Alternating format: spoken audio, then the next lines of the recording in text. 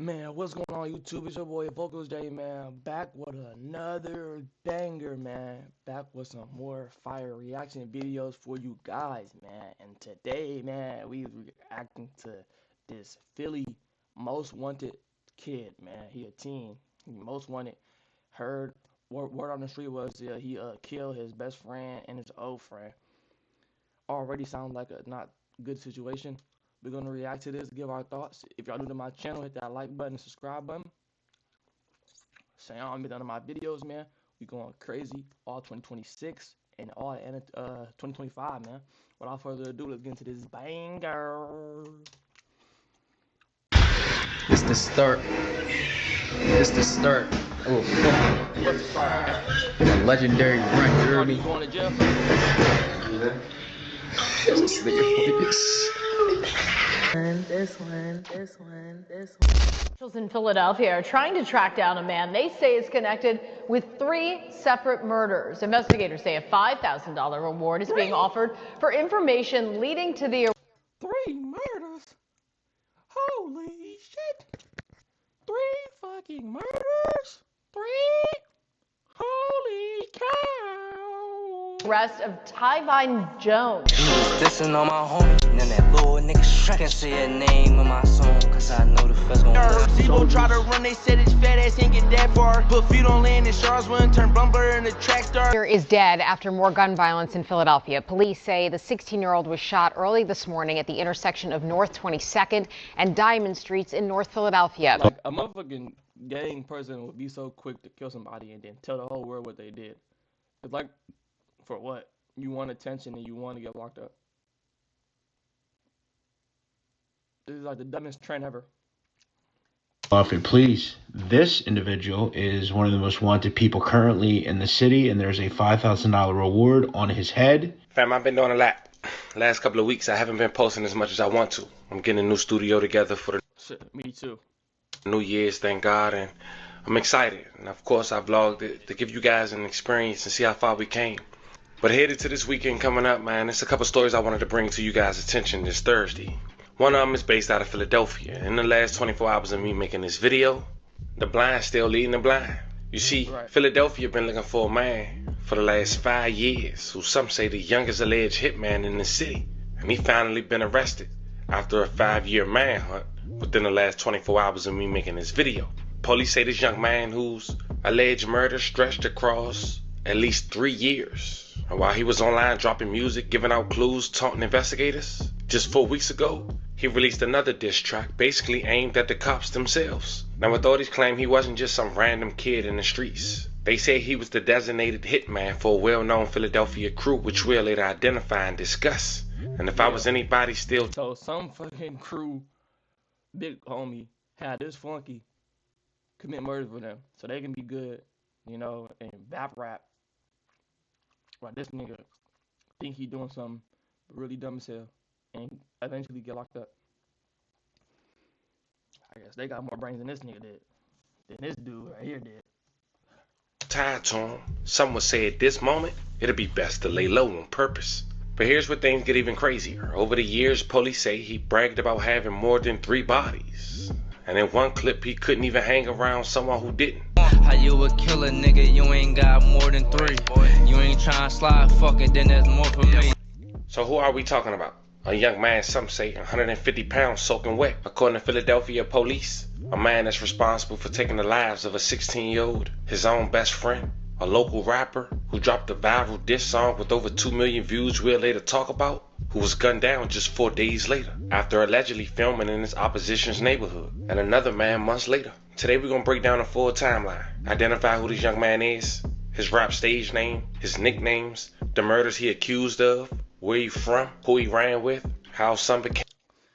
God rest everybody souls that was involved in any altercation that was involved with this guy.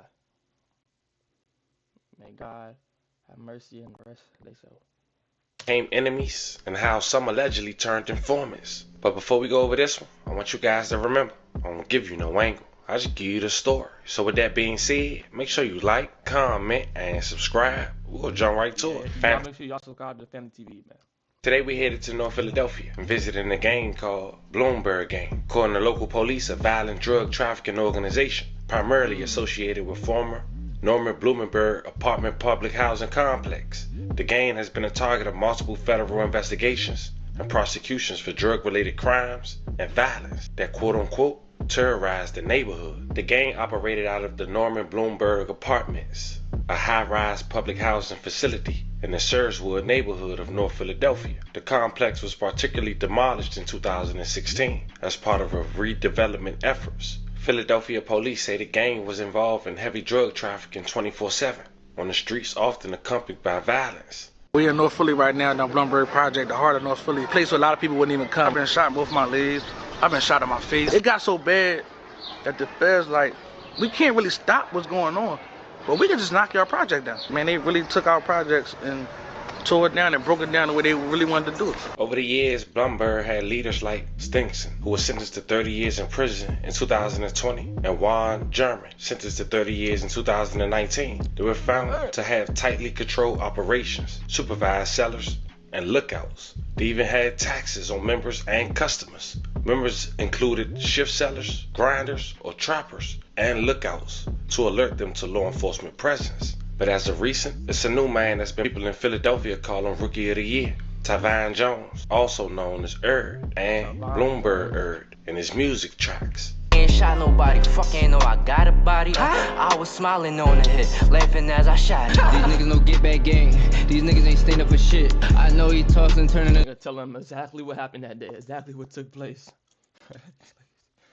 It's great, you should never made that day.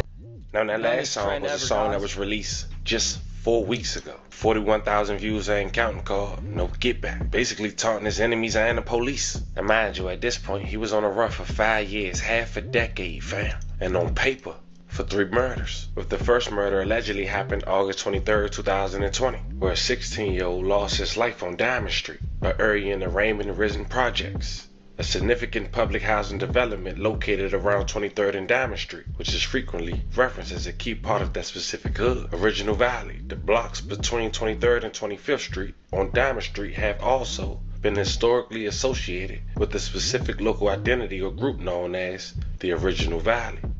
The victim was identified as Hayward Garrison, aka Lil Ranger. He was struck by gunfire on the 2200 block of West Diamond Street on Sunday, August 23, 2020 at 1:10 a.m. He suffered multiple gunshot wounds. Lil Ranger was transported to Temple University Hospital, where he later passed away.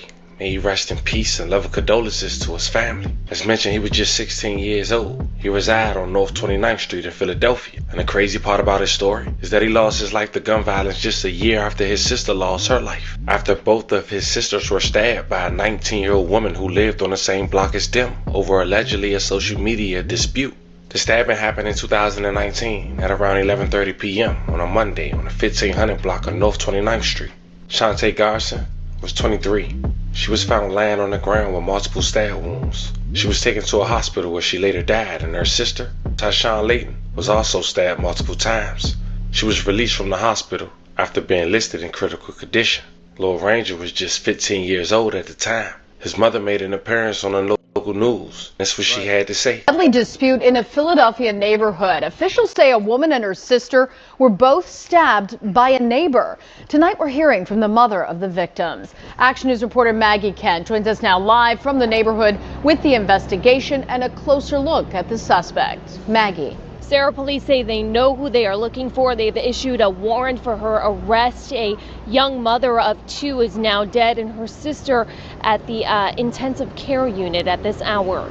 I taught them to be better than that. But when God has his plan, like, what can you do? Arlene Layton is mourning the loss of her 23-year-old daughter, Shantae Garrison, a mother of 2 young children herself. I never thought that somebody would come and stab her over a fight, and my other daughter is in ICU, and we didn't even tell my daughter yet, so my daughter can't even see the news or nothing. Her 28-year-old daughter, Tayshawn Layton, is also recovering from being stabbed in a fight on their block. at 29th and Jefferson last night. Police say the sisters were wounded in the fight with a new neighbor, a woman who initiated the confrontation and showed up with a knife. Social media postings may have fueled the tension between the groups. Layton says her daughters were likely caught by surprise when the aggressor brought a knife. My kids is not like that. So they don't even know, like, when you dealing with people like this, all you had to do is come home. Come home. Police have interviewed multiple witnesses. They say there may be more arrests to come in this case. Tonight, a family of Shantae Garrison will be holding a